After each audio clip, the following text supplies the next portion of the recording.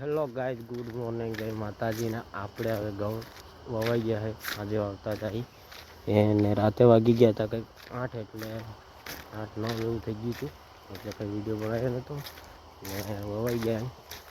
આવવાનામાં આપણે ચાલુ કરવાનું છે પાણી આમ કરવાનું. આ ખેતર છે 11 વીઘાનું. બ્લોગમાં બિના રહેજો. બ્લોગ ગમે તો લાઈક શેર સબસ્ક્રાઈબ કરતા રહેજો. હેલો ગાઈસ, ફાઇનલી અમે ચાલુ કરી દીધું છે. તો જો હરકો કરવાનો હોય અમારા ગોવિંદભાઈ હરકો કરાય ને આપણે પણ કરવા મળીએ. ચલો ફટાફટ ચાલુ. ફાઇનલી પછી ત્યાં બધું એક સાઈડમાં કર્યું છે એટલે હવે મોટર આપણે ચાલુ કરવા છીએ. સારી આપણું ટાટા. તો ચાલુ કરી દઈએ ફટાફટ. ફાઇનલી અમે પાણી ચાલુ કરી દીધું છે. ઓલું પાણી જોઈ લો. પસાટે હરકી કરી દઈએ. ચાલો કરી દઈએ ફટાફટ.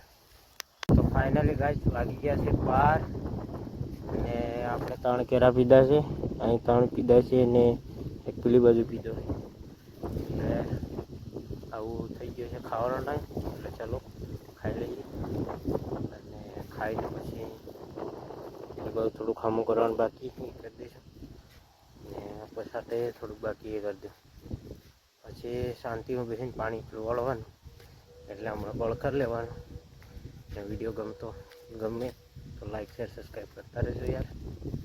ફાઇનલી ગાઈસ આપણે બધું હરખું થઈ ગયું છે, રેડી કમ્પ્લીટ ને પાણી લઈ ગયું અને આપણે કોંક્રીટ ચૂરી વાળવાનું છે. આ ઝાડવા બધા કંઈક ત્યાંથી કાપતા ગયા બધા કાપી નાખીએ ફટાફટ અને નવરા થઈને પછી બેસીએ.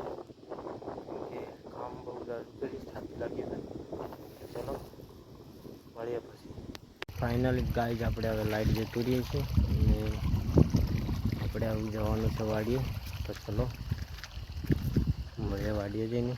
અમે તો લાઈક શેર સબસ્ક્રાઈબ કરી નાખશું. આ બ્લોગ અહીં જ પૂરો કરીએ.